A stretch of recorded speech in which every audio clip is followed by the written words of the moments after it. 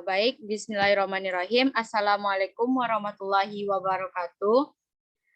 Kami dari kelompok 4 yang beranggotakan yaitu saya sendiri Mutiara Alia Putri dengan NIM 19231134 dan rekan saya Giska Harmelani dengan NIM 19231120 dan Pepi Anissa dengan NIM 19231084.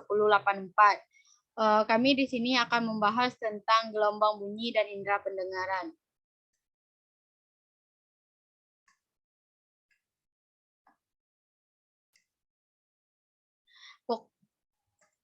Pokok pembahasan yang pertama yang ada pada gelombang bunyi yaitu yang pertama pengertian gelombang bunyi, sifat-sifat gelombang bunyi, anatomi indera pendengaran, mekanisme indera pendengar, dan gangguan pada indera pendengaran. Yang pertama yaitu pengertian gelombang bunyi yang akan dibahas oleh saya sendiri. Gelombang adalah getaran yang merambat, baik melalui medium ataupun tidak melalui medium. Gelombang bunyi atau biasa kita sebut dengan suara adalah gelombang yang merambat melalui suatu medium rambat. Gelombang bunyi merupakan jenis gelombang longitudinal. Gelombang bunyi disebut gelombang longitudinal karena arah rambatannya sama dengan arah geraknya. Selanjutnya yaitu sifat-sifat gelombang. Yang pertama yaitu dapat dipantulkan atau refleksi. Karena bunyi merupakan gelombang, maka bunyi juga dapat dipantulkan. Gelombang bunyi akan dipantulkan jika mengenai permukaan yang keras. Pemantulan bunyi dalam ruang tertutup dapat menimbulkan gaung, yaitu bunyi yang dipantul yang terdengar sebelum bunyi asli berhenti. Untuk menghindari gaung, di dalam gedung biasanya dipasang peredam suara. Selanjutnya yang kedua yaitu dibiaskan atau refleksi. Sama halnya dengan gelombang, sifat gelombang bunyi akan dibiaskan ketika melewati dua medium yang kerapatannya berbeda. Contohnya yaitu peristiwa pembiasaan gelombang bunyi pada malam hari, kita mendengar suara petir lebih keras daripada siang hari. Yang ketiga yaitu dapat dipadukan atau interferensi. Sama halnya dengan gelombang, interferensi gelombang bunyi juga dibedakan menjadi dua, yaitu interferensi konstruktif dan interferensi deduktif. Interferensi konstruktif ini disebut juga dengan penguatan bunyi, dan interferensi destruktif itu disebut juga dengan pelemahan bunyi. Nah, yang keempat yaitu dapat dilenturkan. Gelombang akan mengalami difraksi atau pelenturan ketika melewati suatu penghalang. Dan selanjutnya yang terakhir yaitu resonansi, bunyi merupakan peristiwa ikut bergetarnya suatu benda akibat getaran yang dihasilkan oleh sumber bunyi. Resonansi bunyi hanya dapat terjadi jika suatu benda memiliki frekuensi alami yang sama dengan frekuensi alami sumber bunyi yang bergetar. Selanjutnya yang akan dibahas oleh Giska. Baiklah, sebelumnya terima kasih kepada moderator. Materi selanjutnya yaitu mengenai anatomi indera pendengaran. Next. Indera pendengaran merupakan salah satu indera manusia yang berfungsi untuk mengenali berbagai macam bunyi, menentukan lokasi sumber bunyi. Indera pendengaran itu juga merupakan indera yang sangat penting bagi manusia karena tidak hanya diperlukan untuk komunikasi antar sesama manusia, namun juga untuk mengenali kondisi sekitar tubuh. Organ yang berperan untuk fungsi pendengaran adalah telinga.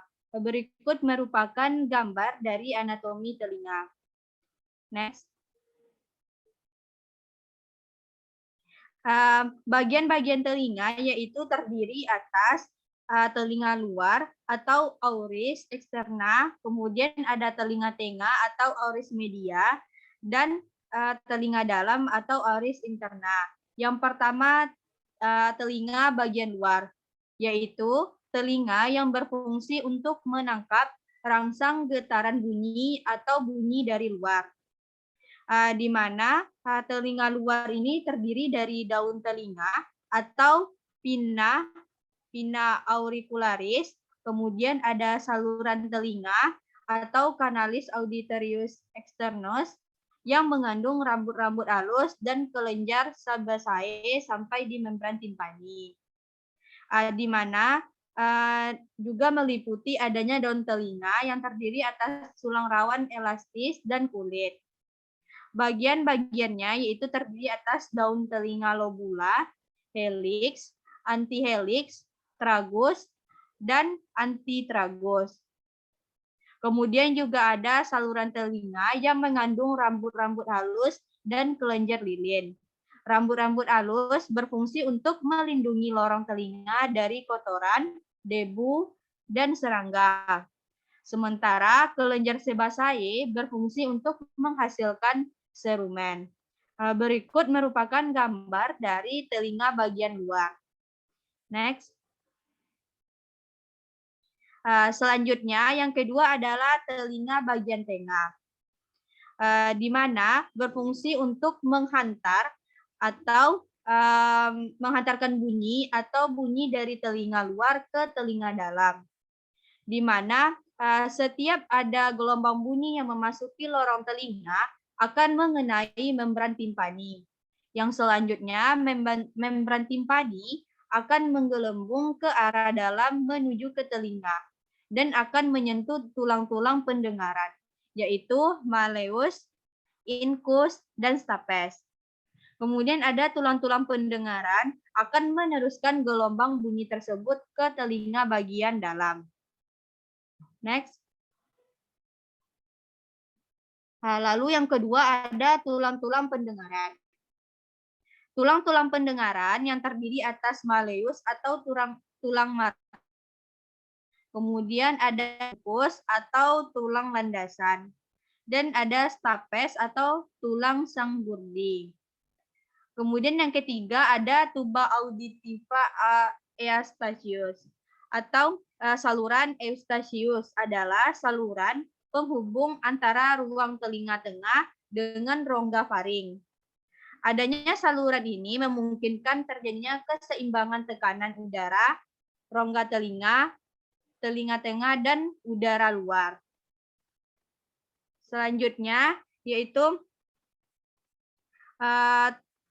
ini merupakan gambar dari tuba auditiva eustachius. Next. Lalu yang terakhir ada telinga bagian dalam.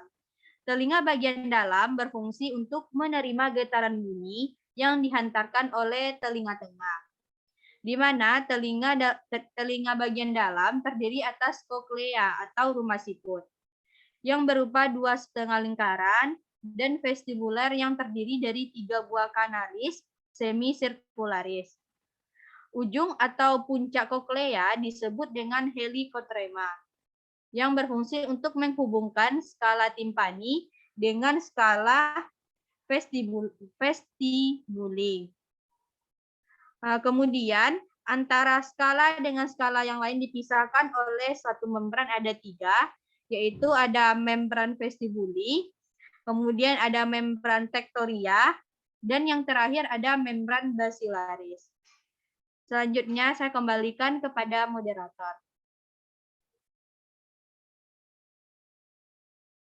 Baik, selanjutnya tentang mekanisme kerja indera pendengaran akan dilanjutkan oleh Pepi Anissa. Kepada Pepi Anissa kita persilakan.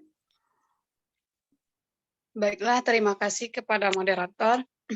Selanjutnya yaitu materi mengenai mekanisme kerja indera pendengaran. Next. Mekanisme indera pendengaran ini dimulai dengan adanya gelombang bunyi masuk ke dalam telinga luar yang menggetarkan genang telinga. Nah, getaran ini akan diteruskan oleh ketiga tulang dengar ke jendela oval. Getaran struktur koklea pada jendela oval kemudian diteruskan ke cairan limfa yang di dalamnya terdapat saluran vestibulum. Nah, getaran cairan tadi itu akan menggerakkan membran-membran Reisner dan menggetarkan cairan limfa dalam saluran tengah.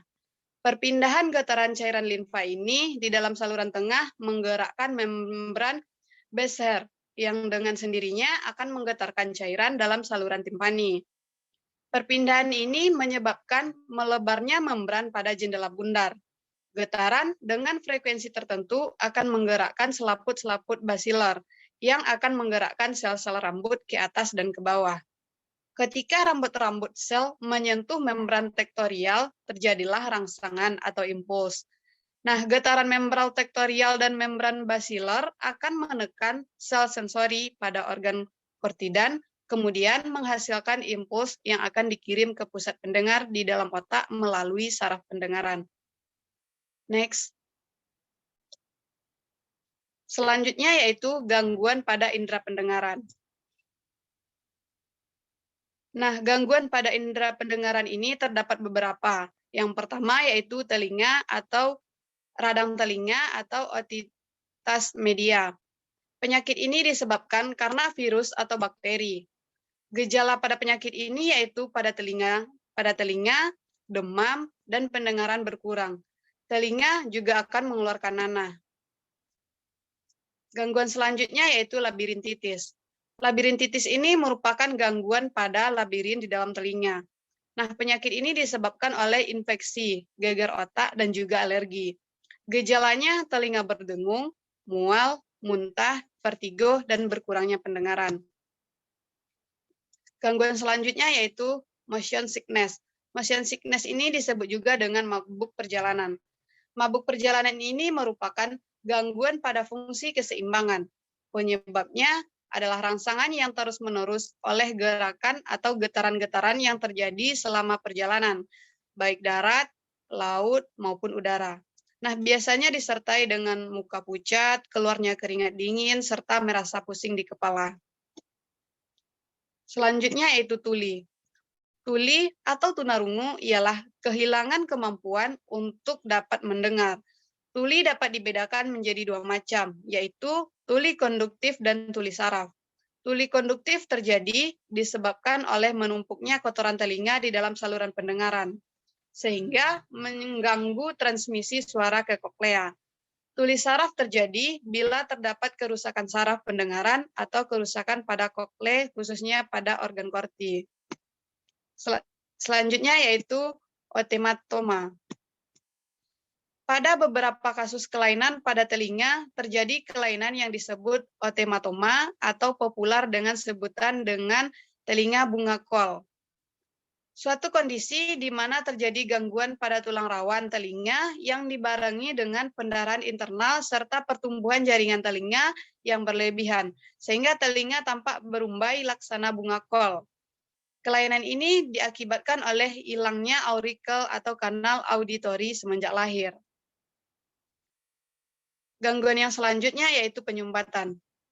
Kotoran telinga bisa menyumbat saluran telinga dan menyebabkan gatal-gatal, nyeri, serta tuli yang bersifat sementara.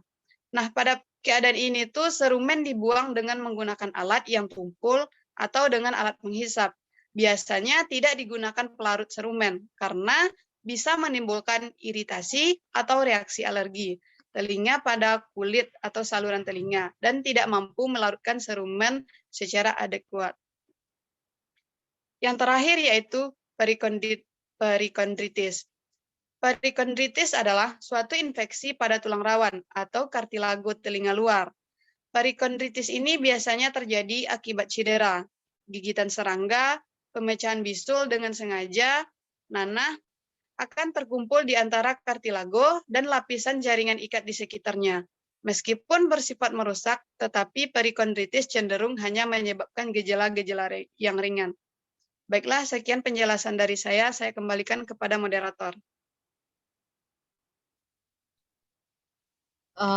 Baik, terima kasih kepada Pepi. Sekian penjelasan dari kelompok kami. Kalau ada kata-kata yang salah, mohon dimaafkan. Kami akhiri dengan wabillahi taufiq wal hidayah. Assalamualaikum warahmatullahi wabarakatuh.